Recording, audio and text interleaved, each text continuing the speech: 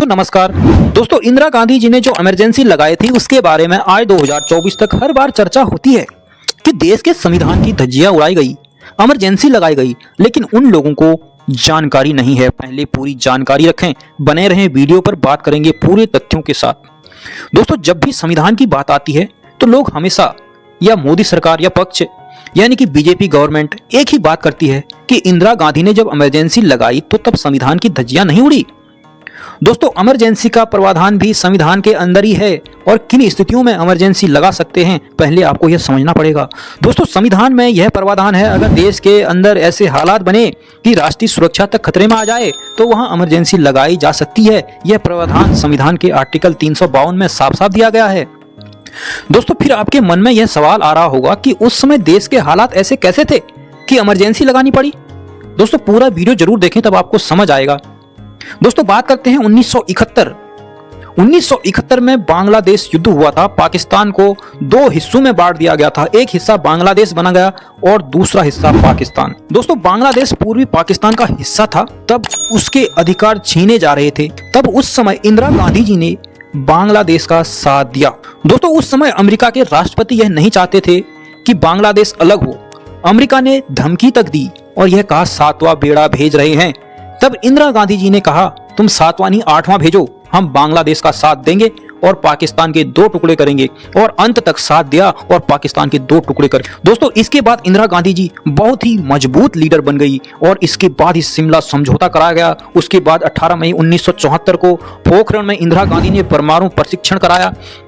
America यह भी नहीं चाहता था कि भारत एक परमाणु शक्ति देश बने, लेकिन इंदिरा गांधी एक ऐसी लीडर बन गई थी उस समय, परमाणु प्रशिक्षण भी उस समय सफल हुआ। और उसके बाद इंदिरा गांधी जी ने सभी बैंकों को सरकारी किया।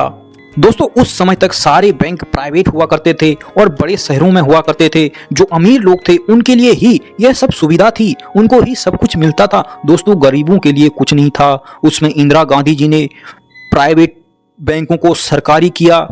तब जाके किसानों ने हजारों लाखों रुपए लोन लिया, किसी ने जमीन खरीदी, किसी ने घर बनाया, किसी ने खेती में सुधार किया। इस तरह देश की तरक्की काफी ऊंचाइयों तक पहुंचने लगी। दोस्तों, एक कॉलेज में गुजरात में जहां पर मेस में खाने की फीस बढ़ गई थी, इसके चलते बहुत बड़ा आंदोलन हो गया। उसके बाद इसे पूरे देश में षड्यंत्र के तहत फैलाया गया। बिहार इसका मुख्य केंद्र रहा।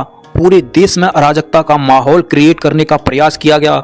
यहां तक दोस्तों 20 दिन तक ट्रेनों का चलना बंद करवा दिया गया। आप सोच सकते हैं आजादी के शुरुआती दिनों में इस देश को कितना नुकसान हुआ होगा।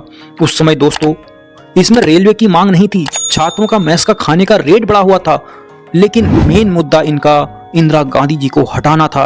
दोस्तों, उस समय विपक्ष इतना आक्रोश हो गया इंदिरा गांधी जी के लिए, उसको पद से हटाने के लिए किसी भी हद तक जाने के लिए तैयार था। फिर उसके बाद जयप्रकाश नारायण जी दिल्ली के रामलीला मैदान में रैली करते हैं। 15 फरवरी 1950 को अपनी निजी रैली में आर्मी और पुलिस वालों को तक विद्रोह करने के लिए बोलते हैं, आमंत्रित करते हैं। दोस्तों, आप समझ सकते हैं जयप्रकाश नारायण जी जो कि पुलिस और आर्मी वालों को भी अराजकता फैलाने के लिए कह रहे हैं, निवेदन कर रहे हैं। यही बात आज के विपक्ष बोलता तो कहां से कहां पहुंच जाती। लेकिन उस समय इस षड्यंत्र के तहत इंदिरा गांधी जी को हटाने का प्रयास किया गया। दोस्तों, यह अराजकता बढ़ते रहा और 2 जून 1975 को स्टेज पर ही एक प्रोग्राम कर रहे थे। उस समय के रेल मंत्री ललित नारायण मिश्रा को बम से मारकर उड़ा दिया गया। उस समय सेना को भड़काया, पुलिस को भड़काया, संसद को घेरा, सरकार को काम तक नहीं करने दिया, पूरे देश में अराजकता का माहौल बना दिया, सिर्फ थोड़ा रेट बढ़ने पर, वो भी स्कूल के मेस का। दोस्तों, उसमें विपक्ष ने ऐसा माहौल बना दिया था जैसे कि अपना देश नहीं बल्कि किसी पाकिस्तान या किसी अन्य देश से हमारी लड़ाई हो, ऐसी अराजकता फैला दी गई। यहाँ तक कि दोस्तों सारी सरकारी व्यवस्थाओं को तहस नहस करने की कोशिश की गई थी। एक दिन भी काटना मुश्किल कर दिया गया था। तब जाकर इन सभी को मद्देनजर रखते हुए 26 जून 1975 को इंदिरा गांधी जी ने इमरजेंसी डिक्लेयर किया। तब इंदिरा गांधी जी ने यह भी कहा था, मैं नहीं चाहती हूं कि इमरजेंसी लगे, पर मजबूरी में इमरजेंसी लगानी पड़ रही है। दोस्तों, यह नेशनल इमरजेंसी आर्टिकल 352 में है। दोस्तों, इसके बाद कई विपक्ष के लोगों को जेल में भी डाला गया। इसके बाद जनता काफी नाराज भी दिखी। इसका परिणाम 1977 में यह हुआ कि इंदिरा गांधी जी चुनाव हार गई। जनता इस हद तक नाराज होगी दोस्तों कि अपनी ही सीट रायबरेली से इंदिरा गांधी जी 55,000 वोटों से हार गई। और हारने के बाद जनता पार्टी की सरकार बनी जिसके मुखिया थे मोरारजी देसाई। दोस्तों मोरारजी देसाई जब देश में अराजकता फैली तब मोरारजी देसाई CIA के एजेंट थे। दोस्तों मोरारजी देसाई प्रधानमंत्री के पद पर भी रह चुके थे। यह देश के लिए बड़ी शर्म की बात थी, देश की बेइज्जती होने वाली थी। तब इंदिरा गांधी जब प्रधानमंत्री बनी दोबारा तो इंदिरा गांधी जी ने संसद में यह सवाल नहीं उठाया, ना ही उनके बारे में कुछ कहा। जिस किताब में मोरारजी देसाई को यह साबित कर दिया था कि वो CIA के एजेंट थे, उस किताब पर इंदिरा गांधी जी ने बैन लगा दिया और उस मुद्दे को ही दबा दिया और इस देश से बाहर निकलने नहीं दिया। ऐसा दिल था इंदिरा गांधी जी का, देश की बदनामी ना हो, यह सोचकर उन्होंने इस मुद्दे को ही दबा दिया गया।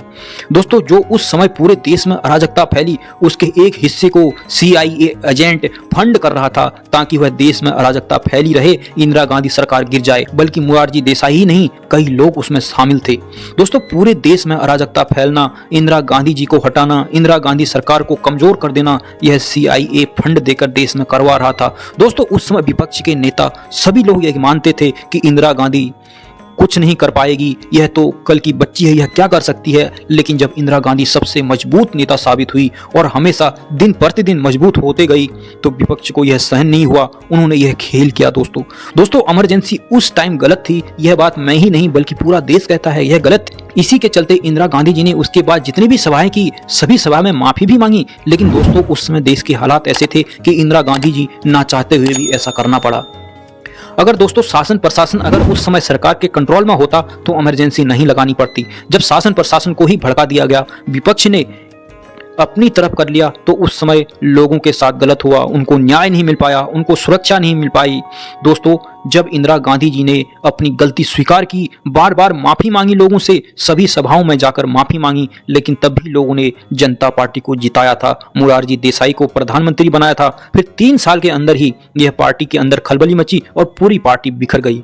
उसके बाद पूर्ण बहुमत से फिर से इंदिरा गांधी जी ने सरकार बनाई। दोस्तों यह कहानी थी इमरजेंसी की। इसमें कई टॉपिक ऐसे रह गए हैं जिनके बारे में मैं अगली वीडियो पर कवर करूंगा, जैसे कि CIA के बारे में और जनता पार्टी क्या थी, इसका पूरा नाम क्या था, यह किस नाम से अभी बदल गया, मोरारजी देसाई कौन थे, इनकी क्या भूमिका थी, इसके बारे में यह सब टॉपिक जो छूट गए हैं इनको मैं अगली वीडियो पर कवर कर लूंगा। आप वीडियो जरूर देखते रहें दोस्तों और यह सब नई जानकारियों को लोगों तक पहुंचाएं और लोगों को भेजें। दोस्तों आज के लिए इतना ही, मिलते हैं अगली वीडियो पर। जय हिंद, जय भारत।